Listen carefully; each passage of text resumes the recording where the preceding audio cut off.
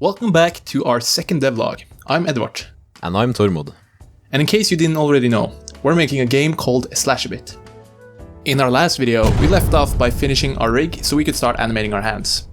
So to test, I started by making animations for the daggers. But before I could import the animations from Blender into Unity, I had to do a small fix.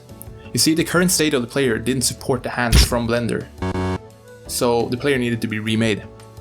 I planned out how to make the new player in Miro, and I did some of this. And finally, the hands could be imported into Unity.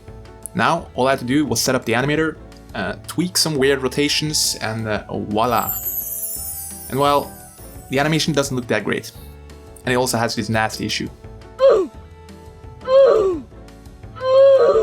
So to fix this, we jump back in Blender.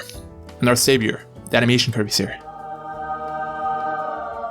Now here's an animation before and after using the curves. And honestly, can you see the difference? Elephant green screen effect. We continue with the rest of our dagger animations. And when they're back in Unity, they look pretty alright.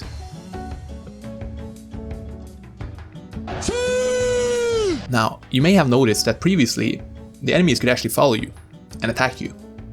Well, because of the new player system, the new animations don't work with the enemies. So, for the time being, they've been demoted to being stationary beings. What?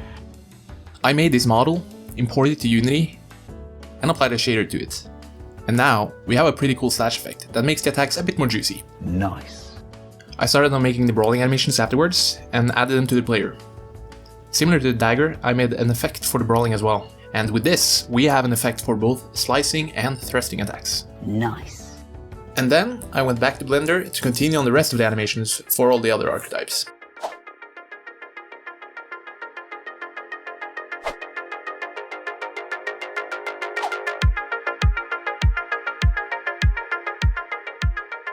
And now, let's see what we got.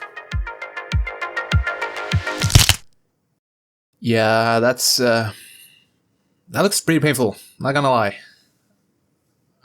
Give me a couple seconds there.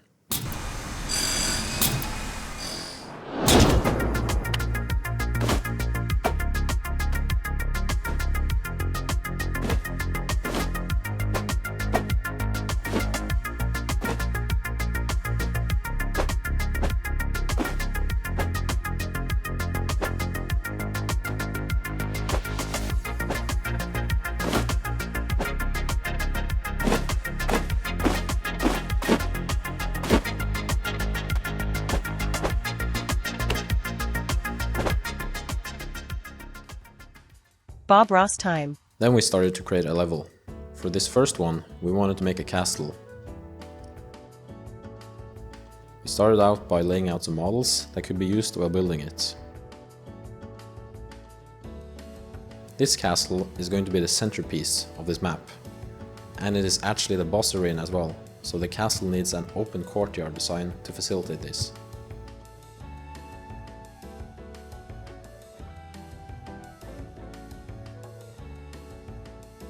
Here you can see me sculpting the terrain and making rough shapes for major landmarks.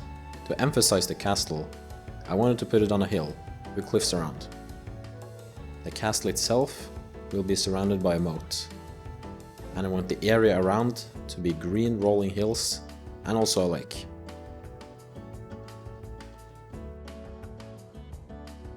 Here you can see me texturing the castle in the stylized way that we had planned. Now just look at the before and after. Lastly, we started on our enemy model. Now, we're going for that low poly look, but this is still enough polys to show how angry this guy is.